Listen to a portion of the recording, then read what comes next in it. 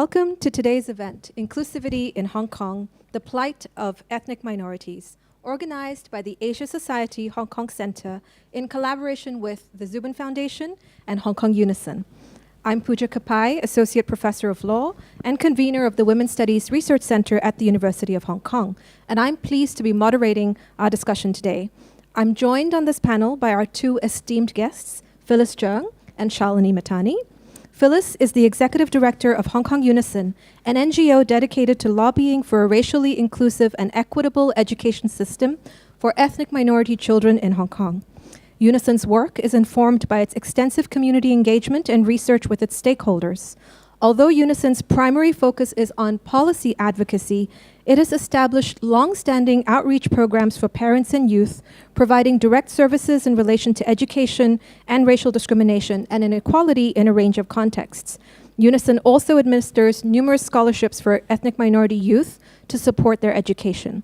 Under Phyllis's leadership, Unison was shortlisted for the Hong Kong Council of Social Services Most Impacted Small and Medium-Sized Non-Subvented NGO Award category in 2019 and was among 20 semifinalists.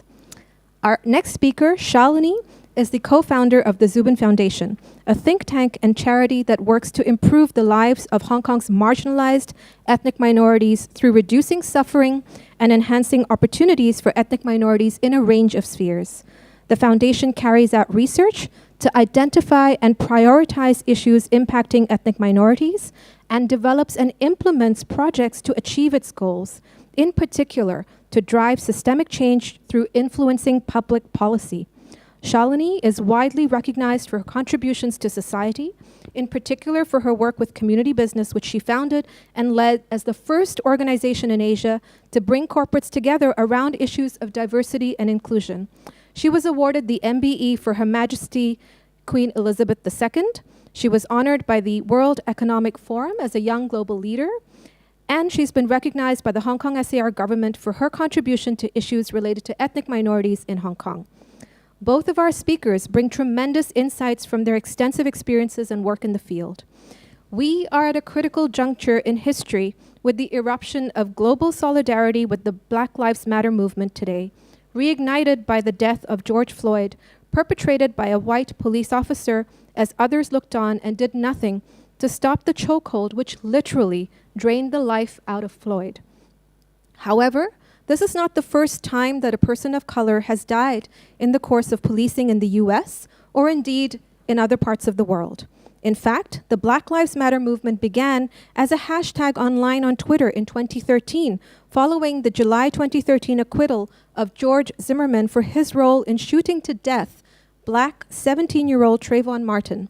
The movement gained national prominence in the wake of multiple killings of Black men and women in 2014 by white police officers, leading to protests seeking justice for those who remained at large for these unlawful killings, but also, more importantly, calling on the country to address the systemic racism perpetrated against Black people and other people of color. The difference, however, with Floyd's death was that for the first time, the world witnessed such a death with its very own eyes, as Floyd looked into the camera. Likewise, with the global pandemic, countries around the world are confronted with the reality that the rates of contraction for COVID-19 and the death from the virus among people of color is far greater than those of non-ethnic minorities. And yet, this is not to do with some genetic predisposition that people of color have to being hit with the virus more acutely. We've also seen up close the impact on the Chinese diaspora abroad in the discrimination they experienced during COVID. The factors which contribute to this are largely systemic, stemming from institutionalized discrimination against ethnic minorities that have rendered these groups less likely to be able to protect themselves against the risk of contraction or from speedy recovery. It comes down to their entrenchment in poverty, which triggers numerous points of exposure for this community.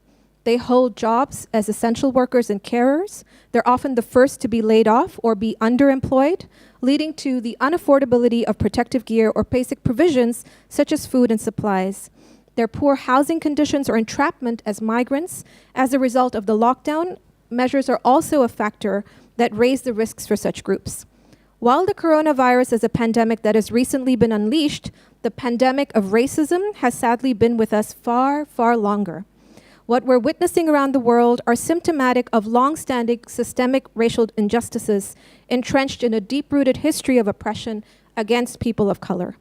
The outpouring of rage we're witnessing is a testament to the reality that these conditions of systemic discrimination persist in all countries, from America to Britain to China to India, Australia, and New Zealand, and everywhere else in between. And this includes Hong Kong. However, racial inequalities do not manifest the same way in Hong Kong as they do in the US or in the UK. There are some similarities. However, the histories, root causes, and the ways in which racism is perpetrated and systematized differs in each context. The problem, however, is that most people do not want to acknowledge that we have a problem of racism in Hong Kong. Alternatively, people may agree that it's a problem, but feel that it's not their problem. Others still, noting the coverage of racism elsewhere, conclude that Hong Kong's problem with race is not that serious. For example, people aren't shot to death for being brown or black in Hong Kong. And some people are not sure what they can do or should do because they don't believe that they personally are racist. So let's look at the first issue. Is racial discrimination a problem in Hong Kong? In 2014, the Zubin Foundation commissioned me to conduct the first comprehensive piece of research on the status of ethnic minorities in Hong Kong. I found several aspects in relation to which Hong Kong's ethnic minorities face systemic discrimination, impacting their ability to live a life of equal dignity, free from racism. Hong Kong's ethnic minority population comprises a total of 8%, with just over half of this figure representing our foreign domestic worker population. The research itself focused on the other half or so of 3.47% ethnic minority residents in Hong Kong. They comprise our Pakistani, Nepali, Indian, Indonesian, Thai, and Filipino communities primarily. In a nutshell, I found that ethnic minority children were likely to start school later than ethnic Chinese children. They have a significantly higher rate of dropout from upper secondary, and they're underrepresented in tertiary education. 57% of ethnic minority children with special education needs fail to find a place in secondary schools, compared with just 5% of Chinese children with special education needs. Language and identity-based discrimination emerged as a significant theme throughout my report, whether in the context of schools, employment, access to goods, services, social welfare, or experiences with immigration and law enforcement. Ethnic minorities have difficulties finding jobs, with their labor participation rate being only 64%, significantly lower than their Chinese counterparts, while those who are employed are more likely to be in elementary occupations, which in turn impacts their monthly median household income. And this also explains significantly their higher rate of poverty of 25.7% among ethnic minorities. That's 1 in 4, compared with a poverty rate of 1 in 5 or 20% among ethnic Chinese. And what is even more startling is a child poverty rate of 33.6%, 1 in 3 South Asian children, with Pakistani and Nepalese children being hardest hit. So this research also highlights that there are differences between Hong Kong's ethnic minority communities, and one size does not fit all in terms of the solutions we bring to the table. Given that ethnicity seems to determine how you're doing in education, employment, poverty, and policing, we must acknowledge that race and ethnicity are factors that do influence how people treat ethnic minorities in Hong Kong. These numbers reflect both overt, and implicit forms of biases that have roots in normalizing everyday racism. Once we can see the problem, we can start to do something about it. And this takes me to our second issue. Why should we strive to be inclusive? Apart from the fact that Hong Kong safeguards everyone's right to equality and implements racial discrimination laws, and it's the right thing to do, Hong Kong also prides itself for being a meritocracy. We believe that our success as an international city is based on our ability to attract the best and most talented people to build our diverse teams and communities within which we work. However, research shows that we are allowing other unlawful, irrelevant factors to drive decision-making at our institutions. A society which embeds the values of equality and inclusion would reflect 3.4% of ethnic minorities in all its institutions across all positions, including those of leadership. However, if we look at the composition of our institutions, the numbers show us that we still have a long way to go to becoming an actual meritocracy. I'm not a fan of the business case for diversity, but for those who are so oriented, research has repeatedly shown the superior quality of outcomes and productivity which diverse teams yield. So there's a business cost, but also a societal cost to racism and discrimination. And this makes it a problem that we should all be concerned with. When you have such a power imbalance in society, it reflects the reality that some people are benefiting from certain privileges largely because certain other people remain entrenched in their conditions. And this makes it all of our concern because we participate as beneficiaries in a system of oppression, and this makes us complicit. We each bear a responsibility to do something about this. And this takes me to the third issue, which is when people say, I'm not responsible for history, and I treat everyone with respect. I'm not a racist. In the first study on unconscious bias in Asia, which I carried out last year, I found that people in Hong Kong harbor negative unconscious biases towards ethnic minorities, and that racial biases are much more entrenched in us than gender biases, making them that much more difficult to address. Most respondents in the study, whether students or members of the corporate sector, when presented with questions, were less likely to associate success in sciences, sports, intelligence, and leadership with ethnic minorities. This is despite the fact that the Star Ferry was set up by a Parsi, or the foundation stone for the HSBC was laid down by an ethnic minority, as well as the founding contribution was made to the University of Hong Kong by an ethnic minority. These are some of our signature landmarks in globally renowned institutions. Hong Kong's ethnic minorities have made numerous contributions to society, and yet we have a hierarchy of race, and as Shalini says, brown is at the bottom. When we make decisions about who we want to hire, who our kids go to school with, who we'd like to be neighbors with, we have a list of unwanted people comprising ethnic minorities. In Hong Kong, ethnic minority students receive punishments more frequently than ethnic Chinese students, and the penalties they face are harsher for the same infractions in the classroom or at school. An MIT and UChicago study where researchers distributed 5,000 resumes to employers, some with typically white names and some with typically black and brown names, found that job applicants with typically white names receive 50% more callbacks from employers than applicants with typically black or Asian-sounding names, even when their CVs had the exact same credentials. They were identical. Ethnic minorities in Hong Kong routinely report they seldom get interview callbacks, and when they do phone interviews in perfect Cantonese, when they show up at work, they're fired due to some misunderstanding. It becomes clear that their appearance does not fit what the employer wants. Schools tell aspiring ethnic minority teachers that parents of children would complain or pull their children out because the children would be frightened of ethnic minority teachers. Can you imagine what it's like to be judged before you've even had the opportunity to meet someone in person, or to be judged before you even open your mouth? Can you imagine your child being punished more frequently than others because of the color of their skin, or your CV being put in the rejection pile simply because your name betrays your ethnicity?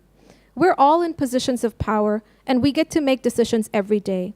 The question is, are we aware of our power, our hidden but very real biases?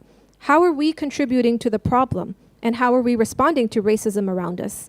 What can we do to improve the plight of Hong Kong's ethnic minorities? And that's what I hope we can all discuss today. What are some of the things that our organizations in Hong Kong are doing, and what can we as individuals do to make a difference and advocate for inclusion? So with that, I'd like to turn to our guests today. Shalini, let me start with you. Could you share with us the work of the Zubin Foundation, please? Thank you, Pooja, and good afternoon to all our viewers around Hong Kong and around the world. I'm delighted that Asia Society is talking about inclusion today, an incredibly important subject brought to light, sadly, by events in the US. But as Pooja has already said, the issue of race is an issue that is been around for a long time. So what a terrible thing to have happened, but a great opportunity to talk. So the Zubin Foundation is a Hong Kong charity that works with marginalized ethnic minorities. And our aim is to improve their lives by offering them opportunities and also by looking at ways to reduce their suffering. We conduct research as an organization, we have projects, and we also try and influence public policy. The Zubin Foundation works in a broad range of areas. We work on women and girls, we work on marginalized children, we work on the subject of representation, we work on providing opportunities such as jobs and scholarships and internships. We work on changing mindsets. And because of COVID, we have started to work on emergency relief. So we do work in a range of areas, really that touch the lives of the poorest of Hong Kong's ethnic minorities. Thank you, Shalini. With that, Phyllis, I'll turn to you. Could you tell us about Hong Kong Unison's mission and work? Okay, so thank you, Pooja, and thank you, Asia Society, for conducting this webinar today talking about racism in Hong Kong. So Unison was the first non-governmental organization in Hong Kong that support ethnic minorities, especially the grassroots ethnic minority residents. Unison is concerned about racial discrimination, and in particular, the systemic issues, especially the systemic education issues faced by ethnic minority children. Our main focus is on policy advocacy to effect change for the betterment of ethnic minorities, but we also conduct outreach, community organizing, and we run a scholarship and capacity building program for racial minority youth in higher education. So all these programs we do is to empower the racial minorities to counter race discrimination and also to become active citizens in Hong Kong. Thank you, Phyllis. So what would you say is the toughest barrier that ethnic minorities face in schools and in public services in Hong Kong? Well, I'll say the toughest barrier for ethnic minority in schools and perhaps public services too is the indirect discrimination resulting from language. So let's talk about schools first. Hong Kong Unison conducted a survey on kindergarten admission policies towards and attitudes towards non-Chinese applicants back in 2015, and the Equal Opportunities repeated a very similar survey in 2017. And actually both surveys found that at least 1 in 4 kindergartens are not receptive to admitting racial minority children. And then 1 in 5 kindergartens would take Chinese proficiency as a criterion. So these conditions actually effectively bar ethnic minority children from accessing an equal opportunity, an equal education opportunity at a very young age. And furthermore, because of this situation, this enhances de facto racial segregation in the education system. So it ranges from kindergarten up to secondary schools. We've seen schools that are predominantly, the population is predominantly ethnic minorities. So if you go into one of these kindergartens or schools, I would say 90% of them are the racial groups that you mentioned earlier. They may be the South Asians or Filipinos and Indonesians. So there is a de facto segregation in the education system. So, yeah, and although the Hong Kong government has been providing additional funding to support ethnic minority children learn Chinese, because of the lack of a proper Chinese curriculum and the lack of training in Chinese as a second language, many of the ethnic minority children in schools, after 12 years of education, only attain a Chinese writing and reading proficiency of a level equivalent to a mainstream grade 2 child in Hong Kong. And this Chinese proficiency is not enough for them to look for meaningful jobs and also, let alone integrate into the local community. Right. So what we seem to have is a pipeline issue because it runs through from kindergarten to the primary, the secondary schools, and then whether you can access university as well. So Shalini, then turning this to you, what then presents the greatest obstacle to accessing workplace opportunities? And even once ethnic minorities do get into workplaces, what are the barriers they experience to promotion? As you've just said, it is a pipeline issue, and the pipeline issue starts very, very young. So it starts at about 2 years old when a family is looking at sending their child to a kindergarten and goes to a kindergarten and finds that a lot of children who are ethnic minorities are segregated. So they are either segregated by actual kindergarten or put in a different class. And so they never actually acquire the same level of Chinese proficiency in reading and writing. So there are a few issues in the corporate workplace. One is actually accessing the same sort of jobs as someone who is Hong Kong Chinese, simply because they do not have the same ability perhaps to read and write Chinese. Sometimes though, this Chinese requirement is not a genuine requirement. You don't actually need a very high level of proficiency in reading and writing. And so that is the indirect discrimination that we're talking about, because companies say they need this higher level of reading and writing when actually the job may not require it. I also think that sometimes we think wrongly that ethnic minorities do not actually speak Cantonese. The vast majority, and I know you'll both agree, speak Cantonese very well with tremendous fluency. And so they are able to communicate, and there are ways that companies could enhance their written communication if they thought to. I think there is the absolute issue of discrimination. So similar to what has just been said by both of you, names matter. If you've got a Chinese name, it's more likely you will be asked for an interview. If an ethnic minority has a phone interview, more often than not, the interview will be in Cantonese, and they will receive an offer in Cantonese and they will accept it. And yet when they turn up for the job, they are almost always denied the job, even though, if you want to think about it as a verbal contract, the offer was made, it was accepted, and yet they appear and they're not allowed to sign that employment contract because we will not know for sure, but it would appear, because it has happened enough times, it would appear that they are denied this occupation, this employment, because of the color of their skin. Also, when they are included in the workplace, when they are in the position, when they have received employment, we find that it is extremely, extremely hard for them to be promoted. And that's partly because of the local politics in the workplace. I think it's the complete lack of cultural understanding by Hong Kong people. In Hong Kong, in our schools, we do not learn about inclusion. We do not learn that people are different colors, and that's actually a good thing. If anything, being a different color is seen as a bad thing, and certain races, such as people who are perceived to be olive skin and Southeast Asian, they're perceived to be only domestic helpers.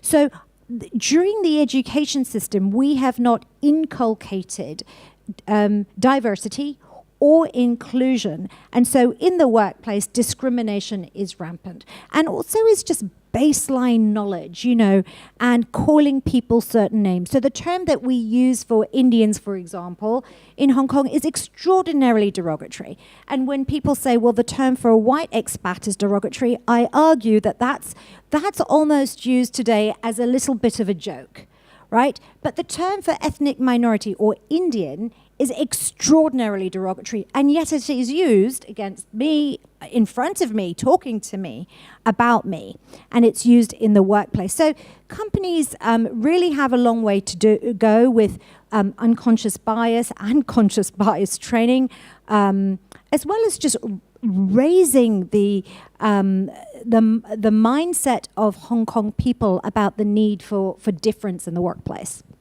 Yeah, I mean, I think what you've both highlighted is so important, right? So, Phyllis, you're talking about the systemic and endemic, right, in the education system, and Shalini's drawing out how this sort of persists through the workplace. But not only that, we're also dealing with everyday microaggressions, right? And the problem is that the law doesn't allow us to bring forward a single complaint on, oh, he called me a name, right? It's almost as though you have to build it up to some, a series of sort of acts of harassment or discrimination in order to make something of it. But in these circumstances where you face denial of opportunity and a lack of access, it doesn't really cultivate a climate in which anybody would think to use the law to access these opportunities anyway, right? And also, remember that the law is very important, but there is also a fundamental role of awareness building in the community. And the Hong Kong government may say that they have tried to raise awareness about this, but I would argue that not enough has been done, because the fact that in schools this is not taught shows me that there is not awareness about this, right? All you have to do is walk through an MTR station, any MTR station, and you'll see poster after poster of advertisement, and not one of them will have someone who's our color in it. So raising awareness, we failed at in Hong Kong. Well, it goes back to the representation issue, right? It has to be across the board everywhere, including an advertisement, right? So what advice then, Phyllis, would you give to school administrators on enhancing inclusion? I think the foremost is asking school administrators should also, teach teachers about respecting cultural diversity and respecting cultural differences. I think a lot of times the schools do not want to take ethnic minorities for the reason being, they can't speak the language. But imagine, we all go to school to learn. So we've seen other countries, immigrants from second generation, they can still learn the language, the national language, or the language that's taught in school. So they have to have a more open-minded, more open mind in order to, accept people of different races, of non-Chinese, so that there will be a diversity in school. And remember, Hong Kong is not just made up of Chinese people. We are called Asia's World City because of the fabric, because ethnic minorities is a very important fabric of this society. So that has to be taught. And because, as Shalini said, the education system does not allow ethnic minorities to grow up with Chinese people, and so Chinese would not know about them. So a lot of the public education and raising awareness and also to debunk a lot of the negative stereotypes is necessarily needed. This is really an important theme, and I'm going to ask Shalini the same question. What practical advice would you give to employers to encourage inclusivity in the workplace? I think employers need to first want inclusivity in the workplace. And I'm not convinced many actually do want inclusivity in the workplace. So I would say the starting point is to actually want it for numerous reasons you've mentioned, including the business case. But assuming that a business leader wants inclusivity in the workplace, I think too often we focus on, and they're very important, the issue of women at work, the issue of LGBTQ+, but I think the issue of race is an incredibly important issue. And like I said, the Black Lives Movement has raised our global consciousness about this issue. And so I would say if companies are interested in increasing inclusion, there's so many things that need to be done. One is have lunch and learns about these subjects. It's easy to get an ethnic minority in and do a storytelling. Two, some training, some basic training with staff about cultural competency. Three, I would say, set up networks. So there are networks that you can have. Some banks, some law firms have them around multicultural networks. And even if you don't have a single ethnic minority in the workplace, you can celebrate difference within your workplace, the different regions of China people come from, the languages, their native dialects. So there are so many ways you can do it. And in your equal opportunity policies, highlight not just the gender and the LGBT, but also the racial components, that there are ways that employees can speak to someone if there are issues that they'd like to discuss. Because I think so often the whole issue of race is the biggest elephant in the room, but it needs to be addressed. I couldn't agree with you more, Shalini and Phyllis. I mean, I think that, the myth is that you can't teach people inclusion or diversity, but yes, you can. You have to lay the foundations for people to want to be around people who are different and understand what it is about them that they can value and respect as well. And as you said, in the workplace, but also in school, there are so many initiatives that can be put into play. And, it would be great if employers and schools could take the lead by being more transparent about the figures and the numbers to highlight that they're doing something. Everybody can do something. It's a question of finding sort of what exactly you want to start with and taking it from there. I want to switch tracks a little bit now and focus a bit on the pandemic. Shalini, how would you say that the COVID-19 pandemic has affected ethnic minority communities that you've been serving in Hong Kong? Thank you, Pooja. So you started by saying 1 in 4 ethnic minorities live in poverty. In Hong Kong, we have a term called the working poor, and many ethnic minorities were part of that, the working poor. Since COVID, we have seen many of them transition from being the working poor to the not working poor. And that's basically because of large-scale redundancies in 3 main industries. One, airport and airport related, and today we've heard again about more redundancies, particularly with Cathay. Now, we mustn't assume that it's all pilots and people on planes, stewards and stewardesses, but there are also a lot of back-end people. And it's not just one airline, it's the whole airport. So people who are baggage handlers, people who are ops people who are technical staff, people who drive the vehicles within the airport, so many of them are ethnic minorities. The second industry that's really been hit with Hong Kong has been catering. We've had on again, off again, larger numbers of people on tables, smaller numbers of people on tables. And so that industry has been shot. And the third one has been construction. So we, in our work, have seen widespread unemployment caused by this. And as a result of this, and this, I believe, alone, we have seen numbers of calls on our crisis helpline, on our Call Mirror helpline, of which, Pooja, you're a volunteer on. We've seen numbers increase from January to June 2019, from 99 people calling to 780 people calling between January to June this year. That's over a 7-fold increase. And the number one reason people are calling? Unemployment. But when it started to happen, people were asking for money because they could not feed their families. And so what we as an organization have had to do is come lower down the Maslow hierarchy of needs and really start to address the most baseline fundamental need in the community, which is putting food in people's tummies.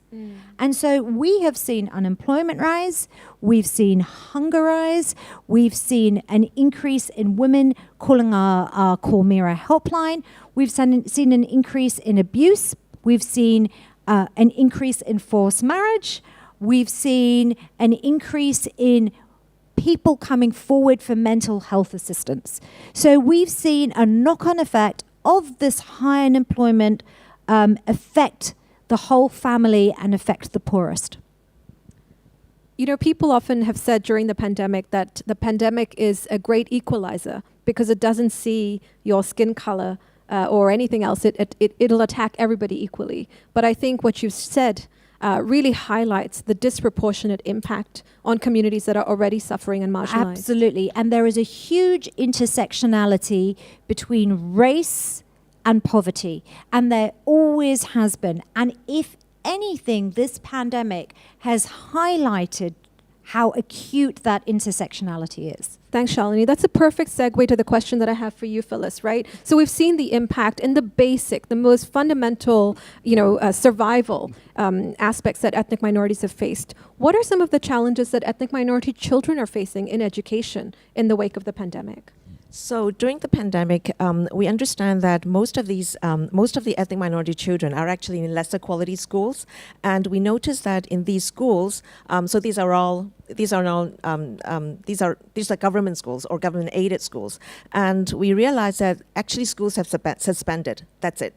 There was no videos or no online teaching at all. So parents told us they were very worried that, when school starts again, they wouldn't be able to catch up with whatever is going on because they haven't been to school and they haven't been taught anything, for at least 2 months by the time we started the survey. So I think Hong Kong was hit at the end of January, and then we started the survey in March, and they say schools have not been resumed, since Chinese New Year at the end of January. So parents could not have access. And then because the government has been giving additional money to support Chinese learning, those support have been stopped too. So some schools may have, after-school tutorials, but because of the pandemic, nothing has gone on. So parents were, those who have online learning or videos to learn, they couldn't help with their students' homework because there's no tutorial, and parents won't know, how to, because parents can't read and write. Most parents cannot read and write Chinese. So children were left, hanging in there, not able to finish their homework or schoolwork, and not able to learn.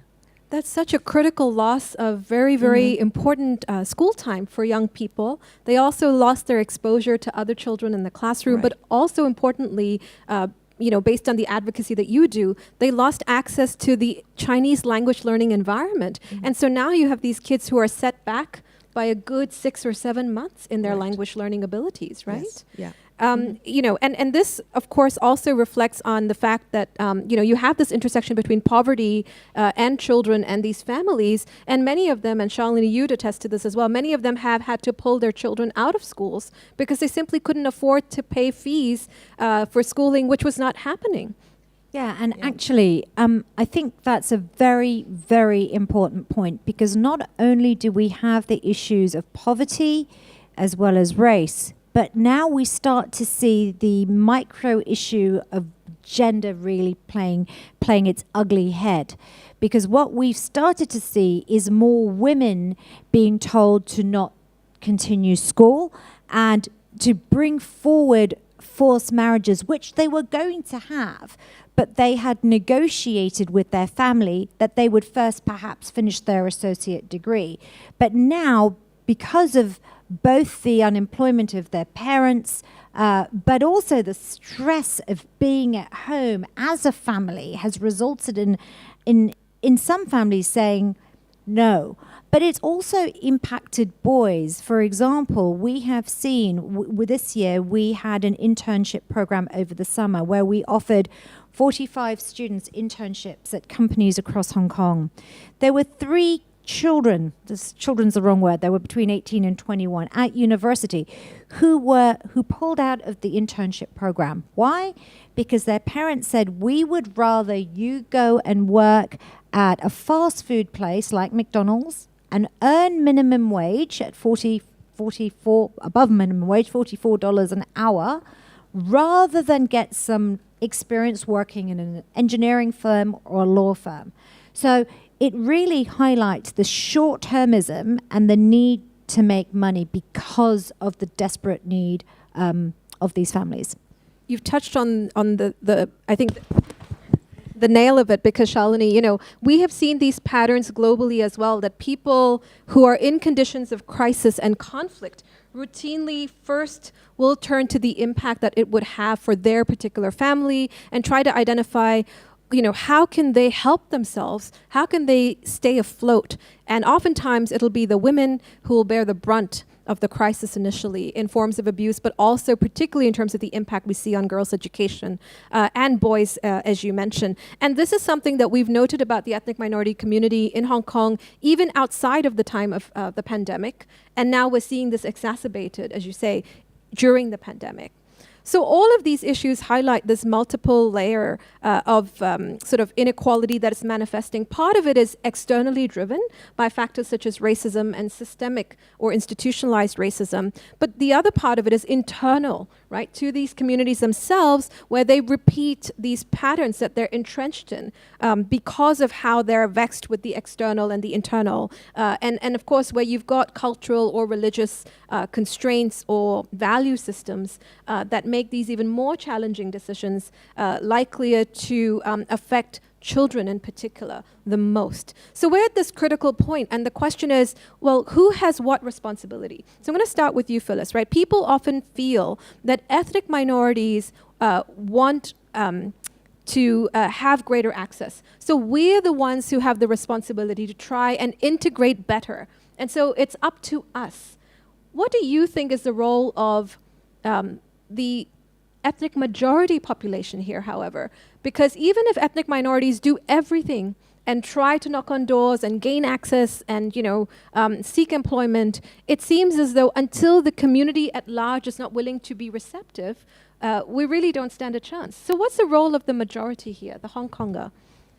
Again, I would say the role of majority Hong Kong is to have an open mind and not believe in, you have to see for yourself and not believe in like negative stereotypes because of, the education system. And I've mentioned about, kindergarten discrimination. So since at a young age, they do not grow up with ethnic minorities or non-Chinese people or people in brown skin, right?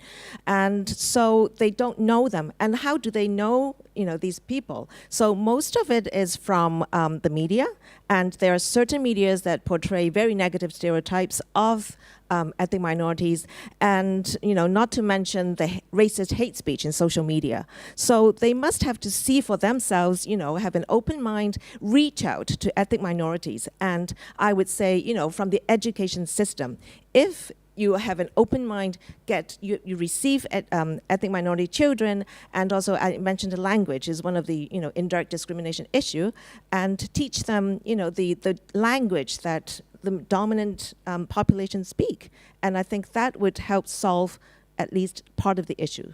Thank you, Phyllis. That's such a great place for everyone to start, right? You've given us two tools. One is keep an open mind. That's very easy. It doesn't cost anything.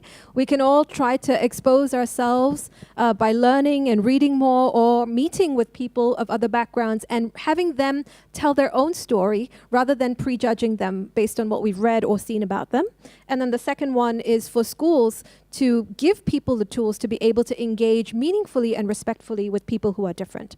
Shalini, what role does government and public policy play here? And how in particular can small organizations like yours and Unison influence change in public policy?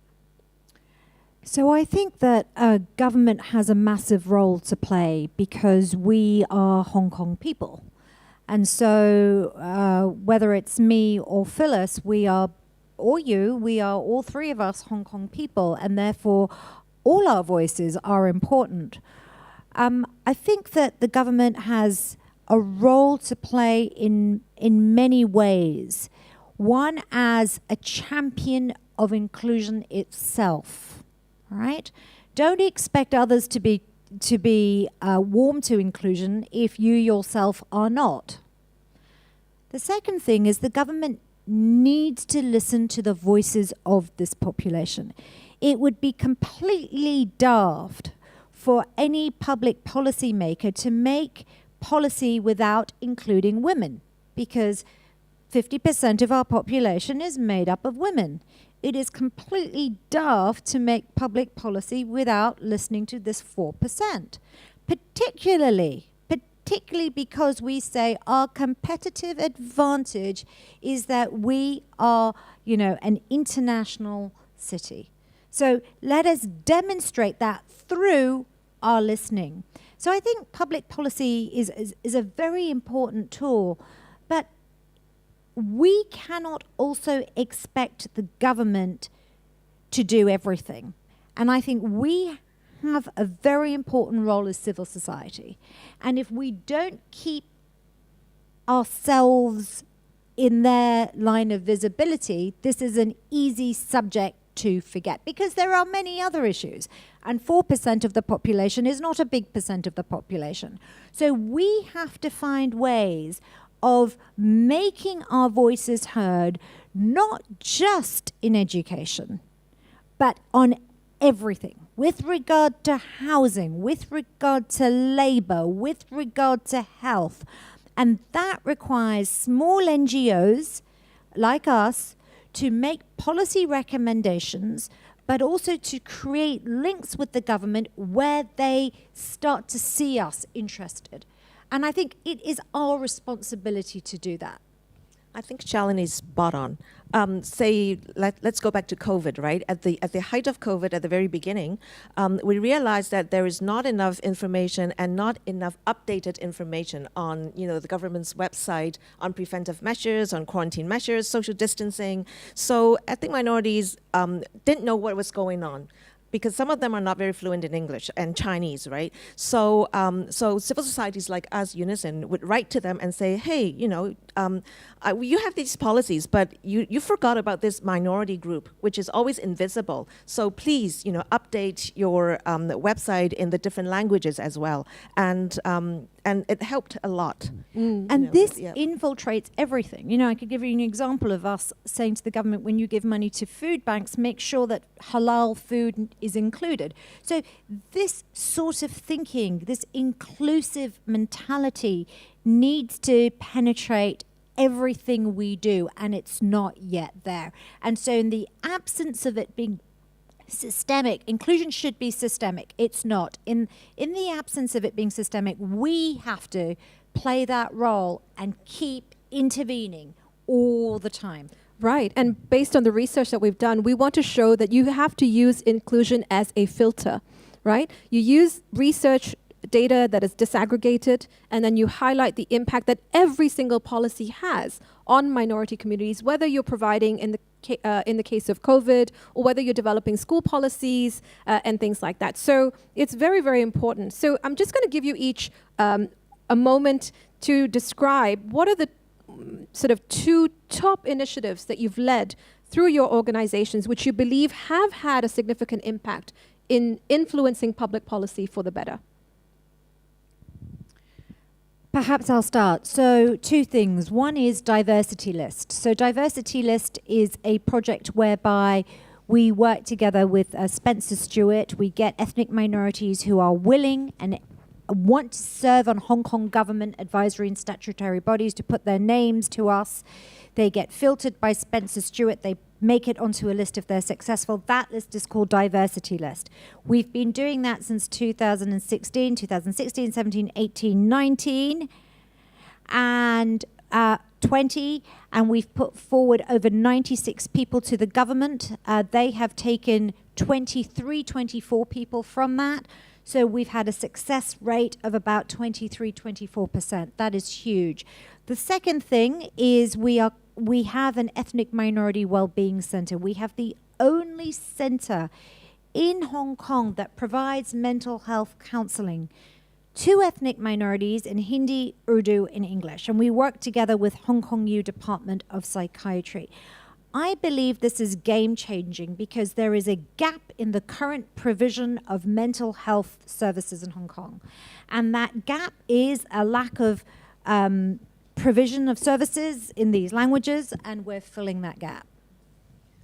So in terms of Unison, policy changes-wise, I would say we're one of the drivers behind the Race Discrimination Ordinance, which was enacted in 2008. Mind you, this is the last. We have 4 anti-discrimination ordinances in Hong Kong, and this is the last one. The first one was a sex discrimination ordinance in 1996, and it took more than 12 years for the last one, for race discrimination ordinance, to be enacted. So we were one of the drivers behind. And the other thing is about the education policies, because the government has not really acknowledged ethnic minority students into local mainstream schools until 2014. So the system of the system of designated school was abolished in 2013, and then in 2014, schools with ethnic minorities would receive additional funding to help them learn Chinese. So I think this is a very big step for the government and for Unison. So I want to congratulate you both on the amazing work and the impact, because impact is key, that you've had on influencing government policy for the better. And I have no doubt that with the work that you're doing, you're going to continue on the road and push the government and the community at large, as you said, to do better and to engage better. So speaking of community engagement, we have a couple of questions coming in now. So I'm going to start. These are questions from the audience, and those of you who are online, please use your Slido link to post additional questions. I'll be reading them off the iPad. So the first question we have is, Shalini, for you and for me. As an ethnic Indian growing up in Hong Kong, how did you overcome the barriers imposed by societal discrimination? Do you want to go first? You go first. So I think being a brown person in Hong Kong is extraordinarily difficult.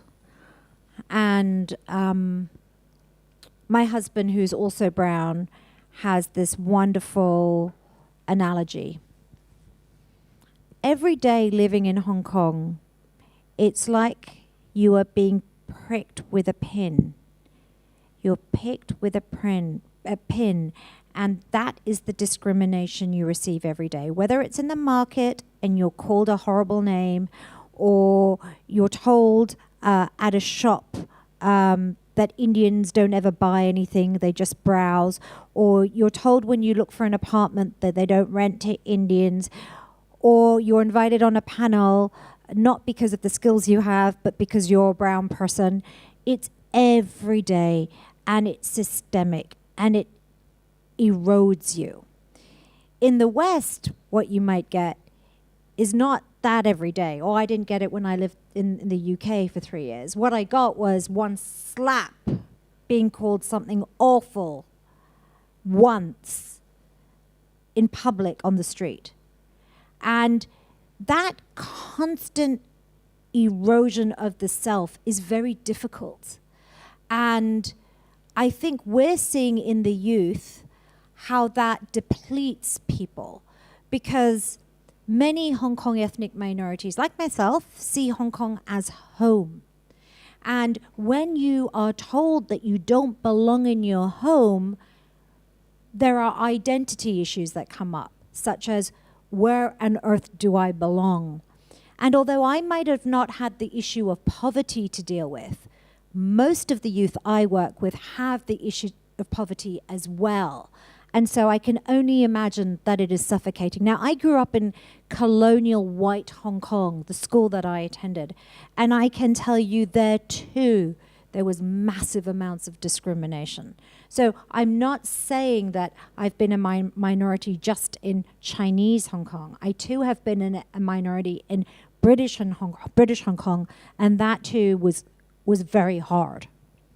Thanks, Shalini. I think I can identify with and relate to a lot of what you've shared. I too grew up in colonial Hong Kong, but I also experienced different forms of racism in my time in the UK as a student, as probably did you, and in my time in the US, which was when 9/11 happened. And I have to say that, you know, all of these things, large or small, when people treat you differently, do sort of maintain a mark on your sense of self and your sense of worth.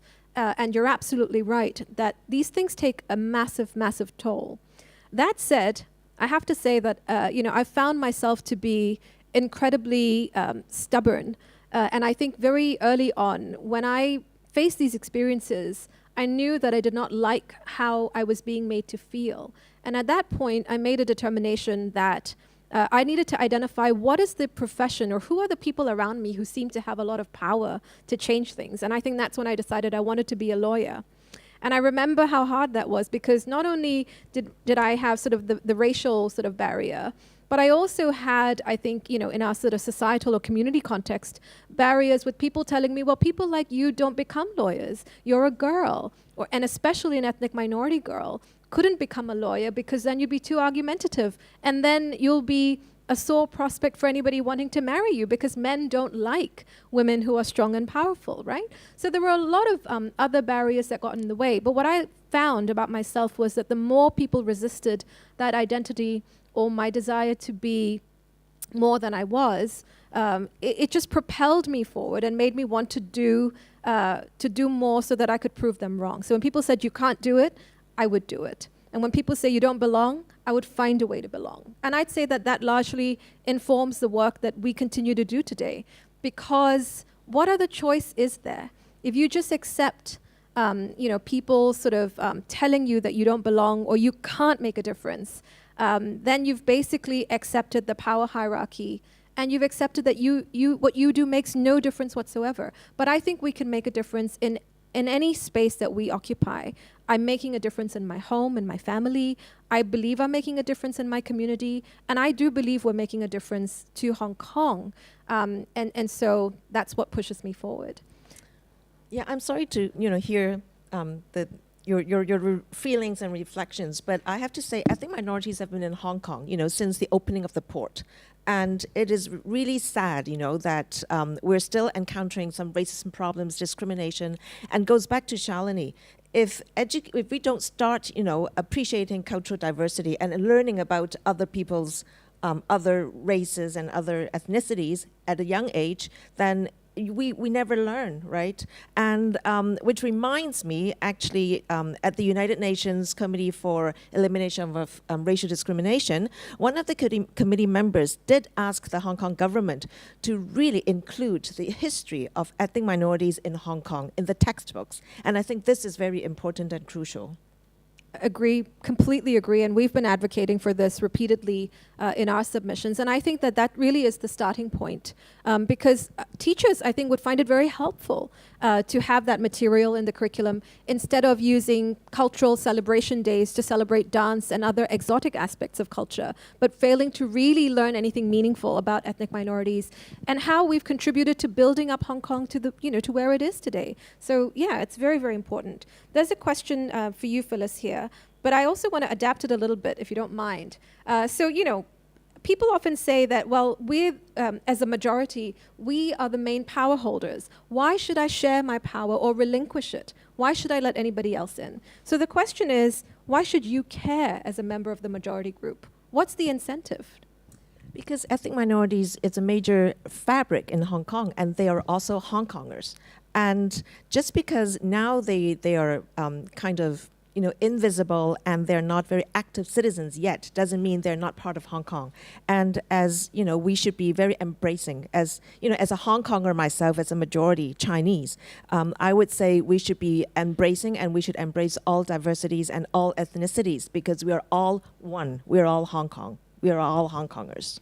Thank you, Phyllis. I really hope that more people can think like that and embrace this ideology of seeing us as more than just ourselves, and of seeing community and society as really sort of a common enterprise that each of us can add our value to. And just like the business case for diversity, right? If diverse teams can enhance quality and productivity, I'm sure the same is the case in society. If only we had the structures and the systems to be able to prove that genuinely diverse communities are better off and more peaceful societies, whereas people think to the contrary, that the more diversity you have, the more conflict you have, right? So that's really, really helpful. There's a last question here that I'll get to, which pertains to the research that I've done on unconscious bias. And it's about sort of what are the impacts of interventions in relation to unconscious bias.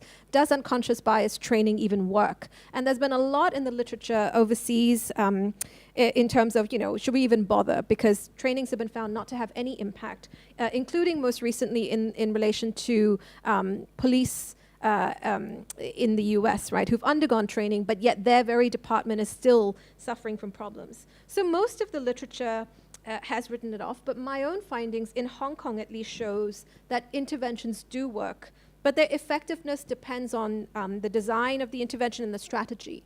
And one such intervention strategy that I used in the research was called the habit-breaking intervention, which was developed by Devine and et al. And that basically, it's something that we do as a habit anyway, right? We recognize that we all have biases. We all do, because that's how our brain processes information. Second, we identify what these biases are. Are they race-based? Are they LGBT-oriented? Are they gender-based? Are they religious, right? And then you dissect those biases. Why do I feel this way about this group or this person? Where do these perceptions come from? What do I know?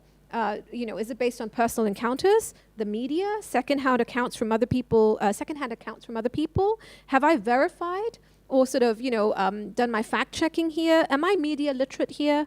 Are these perceptions that I have fair? Should I use one incident or one piece of information to prejudge an entire group? So there are various factors which influence how we form associations, and we have the power to reorient it and reform these processes to chart a new set of habits or associations. So we've developed a habit of making these associations between certain people in groups, and so we have to disrupt that process. How do you disrupt it?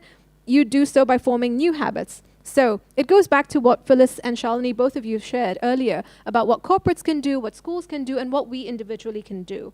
We substitute our habits by seeking out people who belong to different groups, unlike our own. We increase our exposure to positive role models that exhibit the characteristics that run counter to the negative stereotypes that we see or learn. And we must be prepared, as Phyllis said earlier, to defy our own stereotypes, worldviews, and belief systems.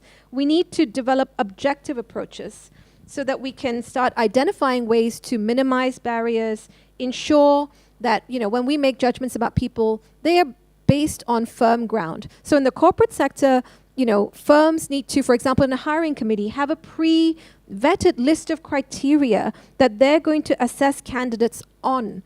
And they have to be transparent when they make a note about why a person was or was not shortlisted, right? And there should be a peer review where someone else on your team can check that you've used relevant criteria in assessing the suitability of the candidate. So if we can apply these standards in a fair way, and the same goes for a school admission process, right? It shouldn't be that, the parent doesn't speak Chinese, so we can't admit the student. We are admitting students on the basis of their qualities and their intellect. So that takes us halfway there. The other half is considering what may we have personally imbued into our particular categories or attributes.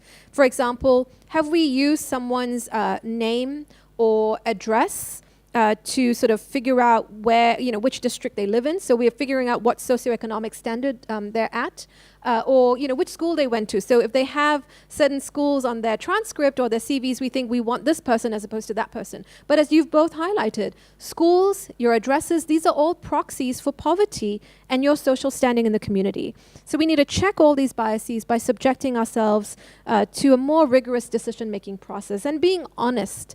So, it's really been so, insightful and invigorating learning from both of you about sort of the challenges there are, but also what you've done to try to address these. And I want to bring our panel to a close by first flagging the words of Ibram X. Kendi, who's a historian of race and discrimination in America. And he says, it's not enough simply to be not racist. We have to be actively anti-racist. And this is the moment now to begin confronting the overt and covert racism that is widespread in our own society in Hong Kong. Let us stand in solidarity against discrimination wherever we encounter it, every single time, and to speak out loudly against the system, because this system has been sustained so far by each one of us, by our own ignorance and silence. So we should not stand by any longer. Let's all become actively anti-racist. Thank you so much for your contributions and engagement and for joining us today. Have a good afternoon.